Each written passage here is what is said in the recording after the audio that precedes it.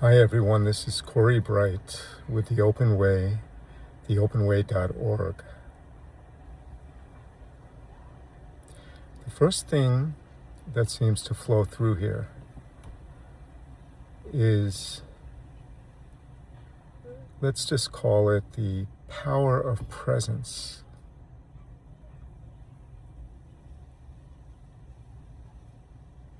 It's very natural, it's very organic. It's the love of existence itself.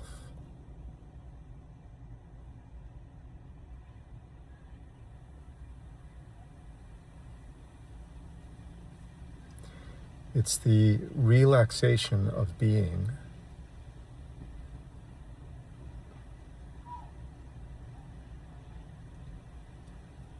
It's the refresh button.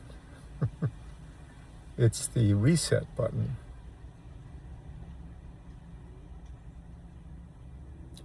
It's the love that only presence can know in that way.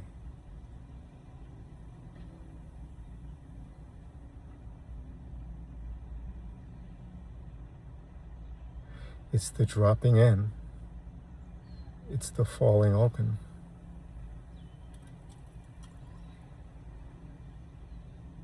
It's not even the trust of this, because that intonates that something has to be done to trust. Something has to be done with this existence.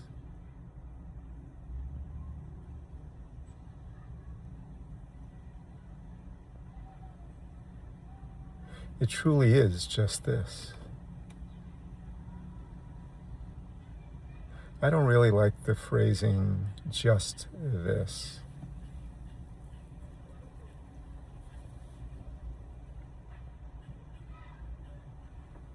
But I understand where that's coming from. The word, this immediacy, maybe is a more beautiful way of expressing this.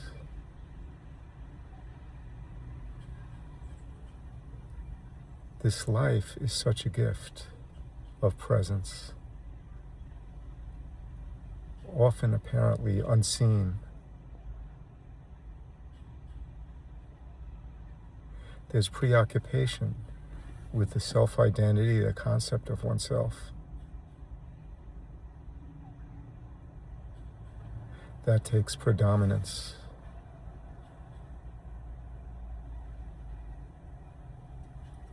And so the beautiful, raw, innocent actuality of this appears to be overlooked.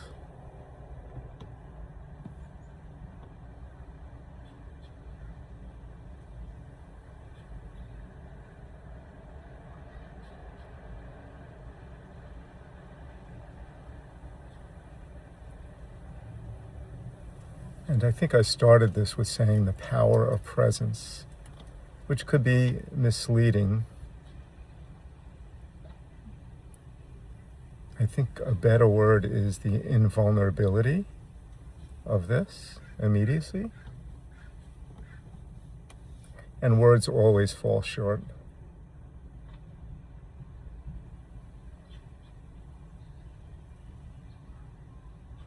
There's a certain stability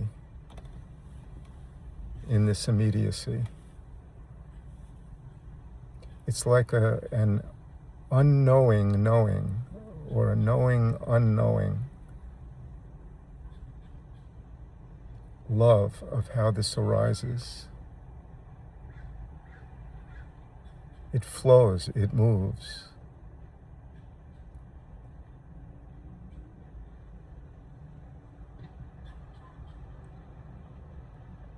It's not subject to the conventions.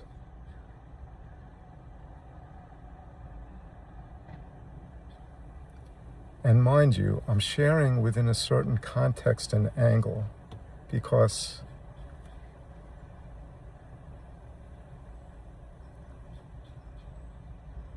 anything can arise as well.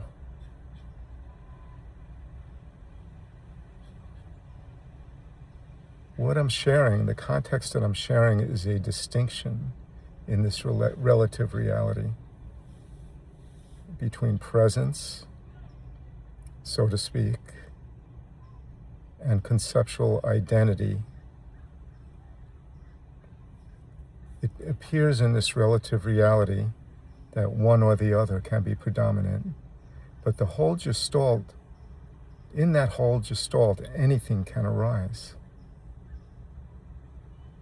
There's a peace and stability there too, in a little bit of a different way. So it all comes back to how I often share that there appear to be two ways of sharing, and that's just an appearance in a story. One is relative reality, and one is seemingly directly, which could only fall into a relative sharing as well. And I've often made the distinction of liberation within the dream and already liberated immediacy of this.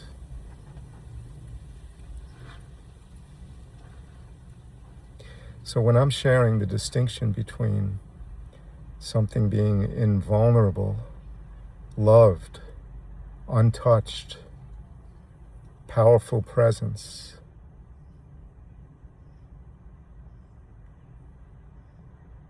I'm talking about a love that pierces through this existence and yet is expressed comparatively in contrast within this existence, which is perfectly fine and has its place.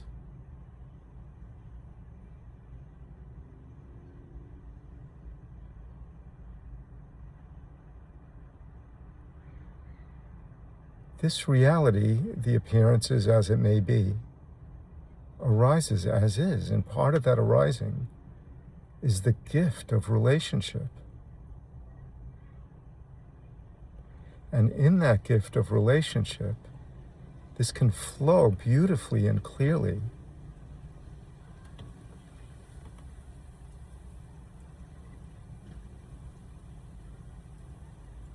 And relatively even be kind of blissed out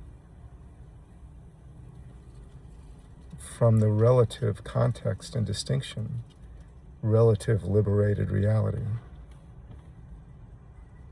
It can arise that way. Because even relatively, seeing through the idea of oneself can be extraordinarily liberating. And it's understood that it's liberating for no one, but there's an apparent point of view that can move through apparently seeing this in that way. And that's extraordinarily, relatively liberating. So the way I like to share is one foot in both worlds, and even that's a story. So there's almost three ways of looking at this: the relative liberated reality, the direct immediacy of this, and beyond even seeing the distinction between both of those, which is also can be labeled as the immediacy of this. But, words betray us on this level of existence. But there's some kind of beauty and innocence in just coming back to the raw immediacy of this. And the conditioning would not want to have that. The conditioning needs to protect its identity, its idea of itself. The greatest gift is seeing through that, even as it may arise, is seeing through that defensive sense of a separate identity.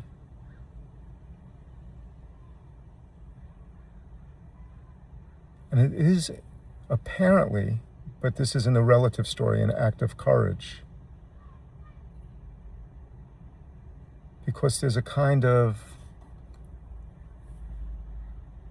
surrender is too strong of a word that intonates a person surrendering. Let's put it this way, there's a love of existence that supersedes any idea of yourself. And falling open as that love, the identity does not want to do that. It needs to protect itself. It feels too vulnerable to just be open and innocent. But an amazing thing happens, arises. In the very dropping and love and innocence of falling away, there's extraordinary stability and love, and it seems to move through in a heightened sense of clarity, even relatively. Because from this immediacy, the stories are seen as stories, and they're also loved as this adventure of the stories that we are. It's just loved, but not identified with, so much so that the story of you is the predominant aspect. And there's breathing room there. There's love. There's freedom. The energy that it takes to maintain an identity and carry the memories of that through the years of accumulated experiences, the sum total of experiences that our identity would have us be, from an apparent past that doesn't even exist when you look at life directly and rawly. It's obvious it's only ever apparently here. So the whole dynamic and gestalt of this existence is quite mysterious, quite amazing, quite unfathomable, and beautiful at the same time. Kind of surreal gift of existence, where it's been boxed in conceptually, mechanically, to an existence that spends its life and energy either defending itself, not always. Life can flow beautifully with a subtle separate notion of oneself, enjoying this existence as well. But the gift of this existence, having attention in that direction, is the biggest gift and blessing from this point of view here. And that's why there's such a passion here to share and extend this love of being in this way.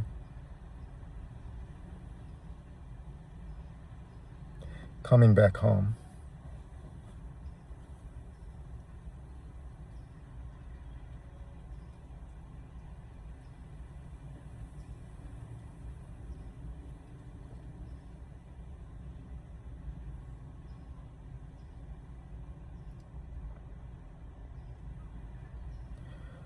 So that's it. Come back home to the innocence like a child, the wonderment, the childlike wonderment of this existence. Fear not the love of this. Move and flow and give the gift of love, which doesn't have to be forced. It's just a natural outcrop of who we are. And we're not talking necessarily lovey-dovey story, manufactured love, a smile painted on your face of peace. We're speaking of the actuality of this and the ecstasy in how it can move in that way. Because it's liberated, it's unobstructed, essentially.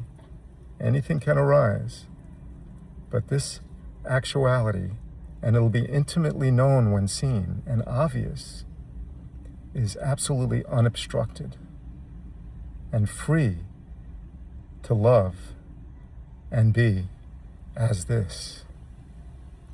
What's really just a thought can seem like the giant mountain of obstruction and obstacle in life. when it's seen, which seems to take a certain kind of courage relatively, but not really. I'm not sure that's the perfect inroad. But when seen and loved and honored with attention as predominantly this is where true meditation might come in, is to attune to the actuality of this in that way. When that's seen and loved, it seems almost laughable that anything can obstruct it as a boundary in defense of itself, leading to a self-defensive way of being. But again, anything can arise and is loved. And sounds, I'll have to clear this up at some point. It sounds contradictory for me to come from both camps in this way. I know Alexis, the radical non-dual guy, has shifted to embrace the play as well. Why not? That's where I've always been coming from as well.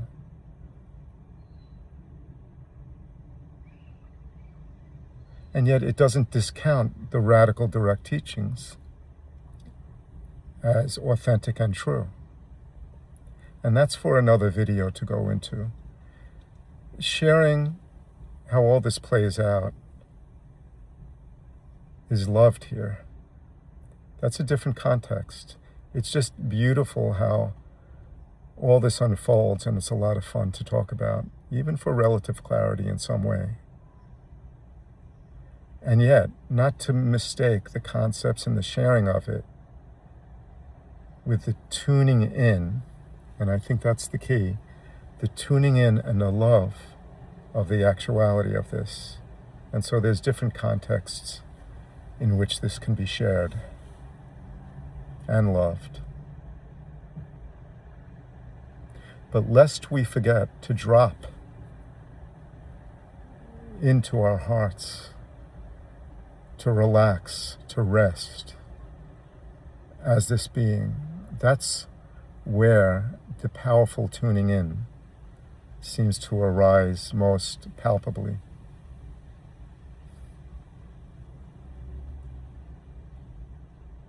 And where the gift of this is seen. So an earnestness and an honesty, I think, would be key to keep reminding oneself as we look at this. Otherwise, it's easy and it's all good, it's all perfect, it's all part of this beautiful play and dream. But otherwise, it's easy to default into mimicking or a reflection or a concept of this and a discussion of this, which is well and fine. But there's a marked difference between the resting and the dropping and the authentic beingness, so to speak, of this.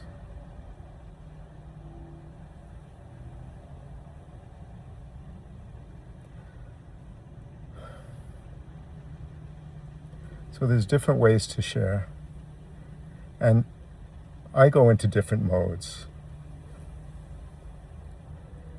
I go into obvious mode sometimes, where it's just blissed out and amazing how this existence unfolds. Amazing that we could even think and live out of predominantly the image of ourselves. That's so surreal, that's so dreamlike, and yet has a reality to it. So there's different ways of sharing this, and I've come to embrace all angles that appear to loosen the identity, even relatively, directly, however you want to call it, and those are just all concepts and terms as well.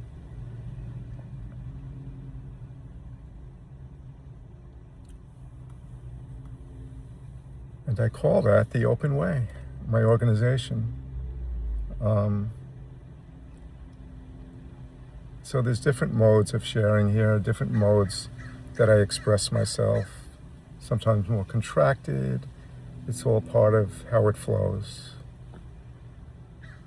But I feel blessed when it can be shared as a clarity, as an obvious clarity, this love of existence. In the relative world, we all deserve to see this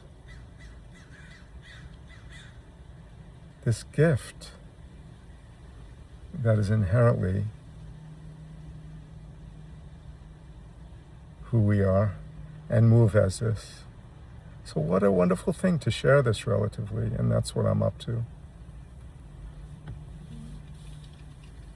And perhaps it'll flow that way and grow into a center, and that remains to be seen. But all I could do is just share is as this immediacy, as it arises, as this. I love the look on faces when the light bulb goes on. I think, if anything, that should be the undercurrent of any sharing. Perhaps it could arise anyway. But if I were to say anything at a center or anything, or at a sharing in a video, it's the gift of tuning in and the beauty when that becomes predominantly obvious. And it sounds like I'm looking to maintain a state, so I say that very lightly, because things arise as they do, and that's the ultimate liberation. So it feels like I'm telling a lot of story about how this should arise and everything, but in a way I am, and I love the different angles of presentation, but it's the love ultimately that flows through as this, and the beauty of that, and the coming back as that, to that.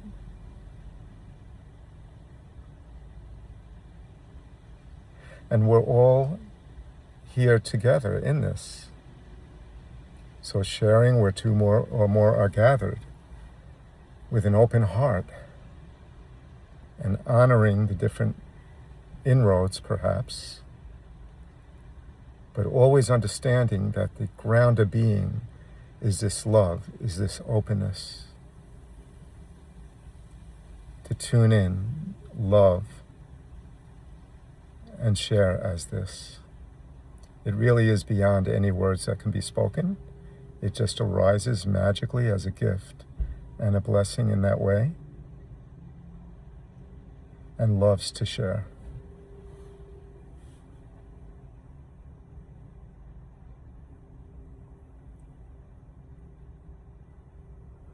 So thank you so much for allowing me to share here, and till the next video. I'm gonna start doing Zooms as well, maybe spontaneously. I host teachers. I'm gonna start sharing that in the form of Zooms and Facebook Live. I've had technical difficulties doing this, but we'll get it all together.